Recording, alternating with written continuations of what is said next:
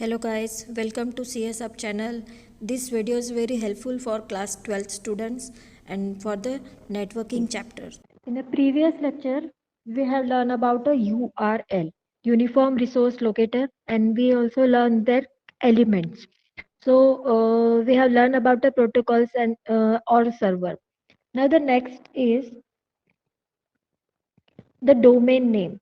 So we have seen many times a domain name contain the domain name .com. We generally see in the .coms. Okay, so the .com, .edu, .gov, it's a depends on what are the websites.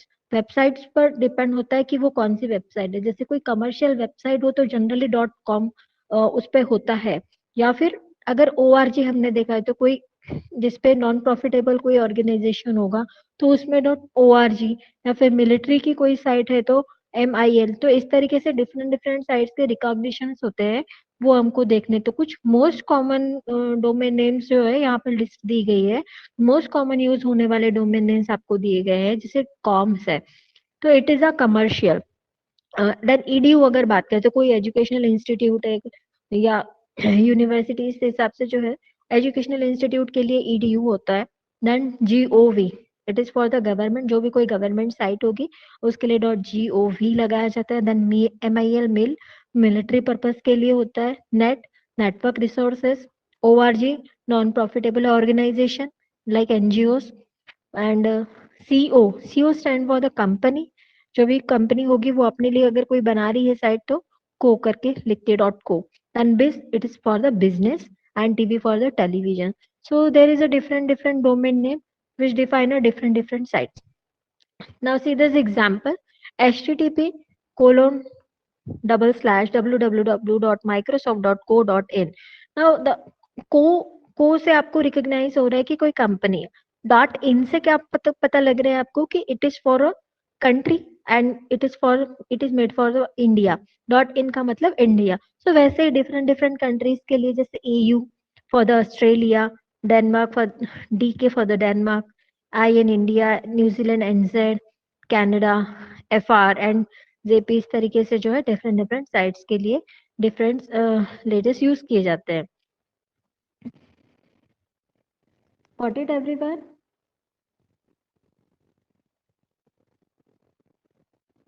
Now Yes, the ma'am. next is web page. So web page is what? It is a digital document जो भी किसी website पर आपको मिलेगा. तो किसी website पर जो आपको पेजेस मिलते हैं, it containing the different content like hypertext, आपको कोई लिंक मिलेगी. इस तरीके से कोई भी आपको मिलेगा, जो भी कंटेंट आपको मिलता है वेबसाइट पर वो एक वेब पेज होगा. ठीक है. The document residing on a site, the document residing on a site are called a web pages. The web pages uses HTTP. एक प्रोटोकॉल यूज करेंगे HTTP. So there are many associates term which should be discuss for the better understanding. अब जैसे कोई web page या website, अब किसी website में multiple web pages होंगे और इसी वेबसाइट के अंदर होम पेज भी होता है. तो कंफ्यूजिंग लोग कंफ्यूज होते हैं कि वेब पेज क्या, होम पेज क्या है. वेब पेज जो होंगे वो होम पेज वेब पेज ही होते हैं. लेकिन होम पेज क्या होता है? किसी भी वेबसाइट का जो फ्रंट पेज या फर्स्ट लेवल जो पेज होगा वो होम पेज होगा. तो होम पेज क्या होता है? It is a top level page of a website. किसी भी वेबसाइट का जो टॉप लेवल, जो सबसे पहला पेज दिखता है वो होम पेज होगा. When a website is open its home page is display. और वेब पोर्टल क्या होगा कि portal it is a broad service array. अब ब्रॉड सर्विस एरे का मतलब है कि एक वेबसाइट जो आपको सर्च इंजन या फिर मेल आईडी बनाने के लिए या फिर चैटिंग, आपको अदर जैसे न्यूज या एंटरटेनमेंट या शॉपिंग साइट, सब कुछ चीजें एक जगह आपको प्रोवाइड कर रही है, उसको हम कहेंगे web portal. So it is a website which host other website. दूसरे वेबसाइट को भी जो होस्ट करे. क्योंकि हमने देखा है सर्च इंजन में कि हम कोई चीज सर्च करते हैं तो आपके सामने एक पेज ओपन होता है जिसमें काफी सारे लिंक्स मिलते हैं. वो अदर साइट्स को क्या करते हैं? होस्ट करते हैं, उसमें लिंक्स मिलती है. तो ये क्या हो गया? It is a web portal. A web portal has hyperlinks to a many other website. By clicking upon this link the corresponding websites can be open. तो हम किसी भी लिंक पे क्लिक करेंगे तो ऑब्वियसली आपके सामने आपके पेज पर वो पर्टिकुलर वेबसाइट का पेज ओपन होगा। एंड कुछ एग्जाम्पल दिए कि जैसे website can be open and www.yahoo.com, ये yahoo.com एक वेब पोर्टल का एग्जाम है। और भी है जैसे इंडिया टाइम्स है, खोज है, this all are the web portal. Got it everyone? Yes, ma'am. Yes, ma'am. Now the next is web hosting. अब वेब होस्टिंग का मतलब क्या है कि आपकी साइट को कोई होस्ट कर रहा है, कहाँ पर? जो वेब सर्वर पर, है ना। तो as you read the previous topic, the accessing information. अब इंफॉर्मेशन को हम एक्सेस कैसे करते हैं? तो पर्टिकुलर यूआरएल डाल के या पर्टिकुलर वेबसाइट को एक्सेस करके। अब इस वेबसाइट को एक्सेस करेंगे तो वेब सर्वर पर कोई एक है जो कि आपको वो पर्टिकुलर वेबसाइट आपको निकाल के दे रहा है। तो ये काम किसका रहेगा? होस्ट का रहेगा। उसको हम क्या कहेंगे? Web host. On the web required data communication between a web browser client and the web server application. जो क्लाइंट और वेब ब्राउजर क्लाइंट और वेब सर्वर एप्लीकेशन दोनों के बीच में डेटा कम्युनिकेशन करेगा, वो होता है web host. The web host is a link to everything. हर चीज की जो लिंक होगी वो वेब होस्ट ही करेगा। And web hosting is a means of hosting web server application. Web server application को होस्ट करने का काम करेगा कौन? Web host. कहाँ पर? On a computer system through which electronic content on the internet is readily available to the web browser client, जो कि क्लाइंट को रेडिली अवेलेबल वो कंटेंट कराता है। The computer system providing the web hosting is known as a web server or a web host. Basically, the web host allow their customers, ये web host क्या करता है कि उनके कस्टमर को अलाउ करेगा उनके प्लेस पर कोई डॉक्यूमेंट, वेब डॉक्यूमेंट ओपन करके देना। कहाँ से? वेब सर्वर से। सच एज कोई HTML पेज है या कोई ग्राफिक पेज है, कोई मल्टीमीडिया फाइल है, वो आप क्या करा के देता है? आपको अलाउ करता है आपके साइट पर या आपके क्लाइंट मशीन पर जो है पर्टिकुलर पेज आपको एक्सेस कराता है, अलाउ कराता है, शो कराता है। So on the special type of computer called a web server which maintains constant high speed connection to the backbone of ma'am the आवाज internet. क्लियर नहीं आ रही। अब ये जो क्लियर नहीं आ रही, अब आ रही है? Yes, ma'am. Yes, it is clear. Okay. Okay ना। अब यहाँ पे जो वेब होस्ट है, उन वेब होस्ट की अलग अलग कैटेगरी है, उस कैटेगरी को अब हमें पढ़ना है। तो फर्स्ट कैटेगरी है फ्री होस्टिंग। अब फ्री होस्टिंग का मतलब है obviously it is free of charge, there is no cost for the hosting. तो ये जो है फन के लिए भी किए जाते हैं, जैसे कि this type of hosting is available with many prominent sites that offers a host some pages for no cost. तो इसके कुछ जो पेजेस या वेबसाइट है ये आपको फ्री ऑफ कॉस्ट जो है होस्टिंग कराने के लिए फैसिलिटी देगा। फॉर एग्जाम्पल सच साइट्स है, कुछ साइट्स दी है जैसे ट्राइपॉड है, जियो सिटीज है, होमस्टे 9 है, इस तरीके से कुछ साइट्स आपको दिए गए हैं, that is a free of hosting. और फिर नेक्स्ट आता है आपका वर्चुअल और शेयर्ड होस्टिंग। अब वर्चुअल और शेयर्ड होस्टिंग में होता क्या है कि खुद के जो साइट होती है वो खुद को ओन करती है, खुद के नाम की एक साइट होती है, वो वर्चुअली वहाँ होस्टिंग कराते हैं इसको। तो this type of hosting is provided under one's own domain name, खुद के डोमेन नेम की कोई साइट होगी, जैसे www.yourname.com। with hosting plans with the web hosting company, one can present oneself as a fully independent identity, his or her web audience। तो खुद ही की identity show करने के लिए जो है अपने नाम की ही कोई एक डोमेन बना के उस पर होस्ट करेंगे। ये किस लिए होता है कि आपको अगर उस साइट पे कोई चेंजिंग करनी है, कुछ अपडेशन करने हैं, so you can do easily, you need only a login ID and password. तो आप जो है 24 आवर्स उसको उस वेबसाइट को उस किसी वेब पेज को एक्सेस करके आप उसको मेंटेन कर सकते हैं। Got it everyone? Yes, ma'am. The next type is dedicated hosting. अब डेडिकेटेड होस्टिंग का मतलब है कि जो भी वेब सर्वर होगा वो फुल्ली डेडिकेटेड होगा। फुल्ली डेडिकेटेड का मतलब होता है कि कई सारे साइट्स होंगे जिसमें ट्रैफिक ज्यादा होता है या कोई बड़ी लार्ज वेबसाइट है, तो वो पूरा का पूरा वेब सर्वर ही रेंट पर लेते हैं, तो वो पूरा ही उस को होस्ट करेंगे, पूरी साइट्स को।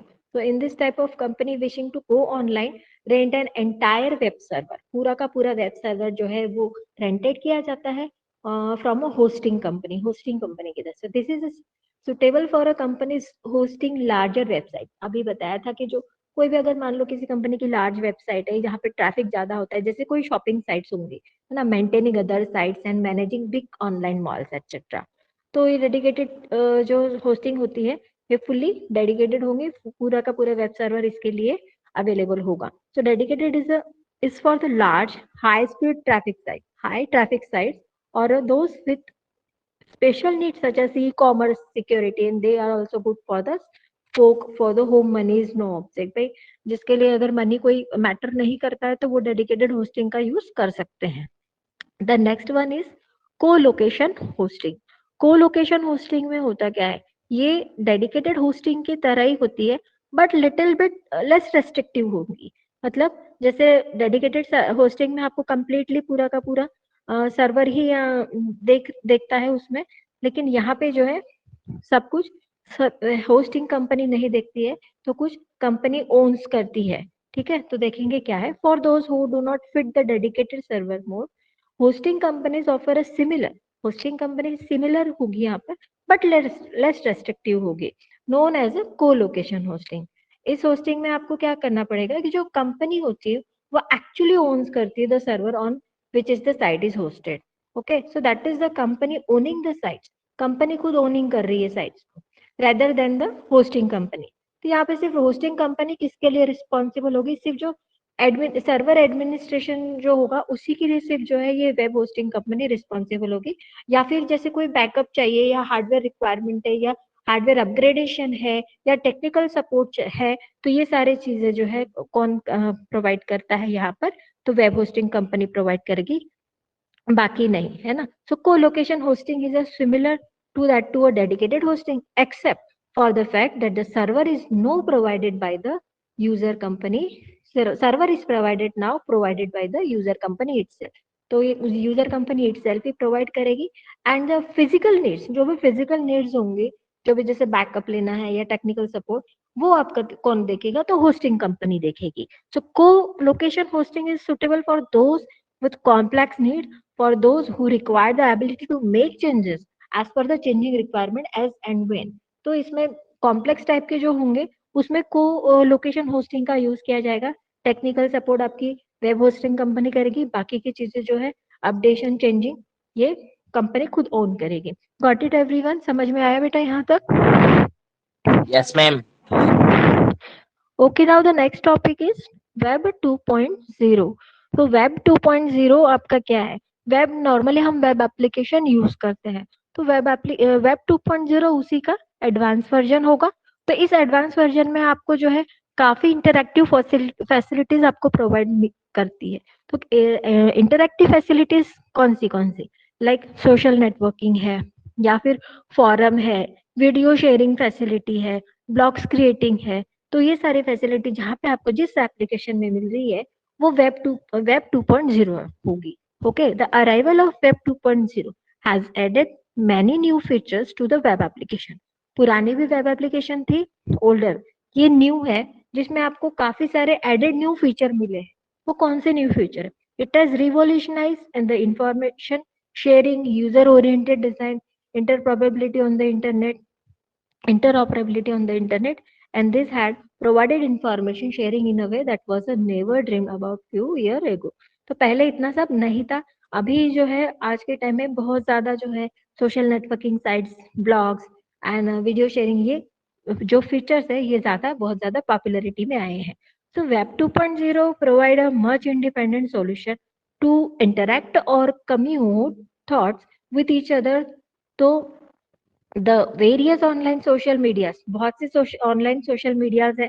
There are many web 2.0 sites which have made the online information exchange very user interactive, like blogs, wikis, video sharings, website, social networking site, web application, etc. तो ऐसे में हम ऐसे कौन से एप्लीकेशन यूज करते, कुछ नाम दिए गए, जैसे फेसबुक है, सभी जानते हैं, वेल नोन है फेसबुक सबके लिए. माई स्पेस, रिग है, डेल, ICS डॉट, फ्लिकर से, वर्डप्रेस से, ट्विटर से, यूट्यूब से, ब्लॉगर से. तो ये सभी है जो कि ब्लॉग लिखने के लिए, या फिर कोई सोशल नेटवर्किंग है, इनमें कोई सोशल नेटवर्किंग साइट है, वीडियो शेयरिंग साइट है.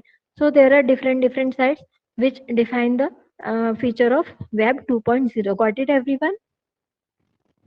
Yes ma'am. Okay. Now the next topic is HTML. So HTML stands for the Hypertext Markup Language. The Hypertext Markup Language, it is a language for the for a web two making a website. कोई भी website बनाने के लिए जो है HTML language का use किया जाता है. और HTML लैंग्वेज में जो है यहाँ पर टैग्स का यूज किया जाता है. तो टैग्स मतलब क्या है कि जिसमें आप जो है कोडिंग कर पाते हो. It is not a programming language, it is actually the layout commands which is called tags. जो लेआउट कमांड यहाँ पर होंगे, जो HTML खुद प्रोवाइड करता है, इसके कुछ प्री डिफाइंड टैग्स होते हैं. तो जो लेआउट कमांड होंगे that is called a tag that let you control the presentation of information. जो भी आप इंफॉर्मेशन को प्रेजेंट करते हैं वो आपको इन टैग्स के थ्रू ही आपको प्रेजेंट करने की फैसिलिटी मिलेगी. जैसे कि आपको टाइटल सेक्शन आपको शो करना है, तो so there is a title tags for show the titles. And header section आपको शो करना है तो हेडर के लिए हेडर टैग आएगा. तो ऐसे डिफरेंट डिफरेंट टैग्स आते हैं. बॉडी में बॉडी लिखा जाएगा, पैराग्राफ लिखा जाएगा. अगर आपको एंकर लिंक दिखानी है तो आप कोई लिंक प्रोवाइड कर सकते हैं इसमें. तो there is a different different features and there is a different different tags to define a different things. And you can very easily make a web page, you can very easily create a website using the HTML. Got it everyone? Yes, ma'am. Okay, now next is XML.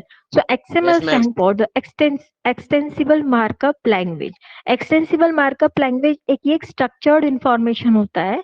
It is a markup language for a documents containing a structured information. जहाँ पे आपको structured information मिलेगी. But HTML की तरह नहीं. HTML में क्या होता था कि हम लेआउटिंग करते थे, उसके कुछ प्रीडिफाइंड टैग्स होते थे. लेकिन XML में आपको कोई प्रीडिफाइंड टैग नहीं मिलेंगे. तो यहाँ पे XML में आप खुद के टैग खुद क्रिएट करोगे. Okay, so structured information contains both contain words and picture etc. And the some indication of that role that content plays. That the content in a section heading has a different meaning. The content in a footnote which means something different than content in a figure captions or a content in a database. So almost all documents have some structure. तो यहाँ पे जो है structured information आपको provide की जाएगी, but it is a semantic.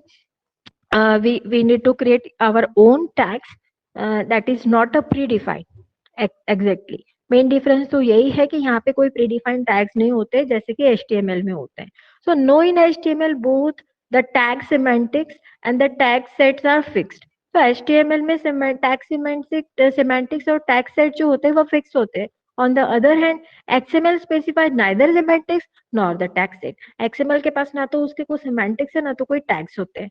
और XML really अ Meta language. XML को जो है मेटा लैंग्वेज कहा जाता है फॉर डिस्क्राइबिंग मार्कअप लैंग्वेज, जो कि मार्कअप लैंग्वेज को डिस्क्राइब करने के लिए यूज की जाती है. In the other word XML provide a facility to define a tag. The structural relationship, कोई भी स्ट्रक्चरल या हायरार्चिकल रिलेशनशिप स्टैब्लिश करने के लिए जो है ये टैग्स हम खुद डिफाइन करेंगे between them. And since there is no predefined tag sets, so there can't be any pro-convenience semantics. All the semantics of an XML document will either be defined by the application or the process them or by a style sheet. तो ये सारी चीजें XML में होंगे, पर आपको यहाँ पे XML का ना ही HTML का डिटेल है. only the सिर्फ introduction is here. Got it everyone? The DHTML has been cut actually. It is not in your syllabus. You know, yes? HTML is not in your syllabus, no? DHTML, sorry. Yes, ma'am. Yes, ma'am. Okay. Okay. So now we have finished our chapter networking. Okay.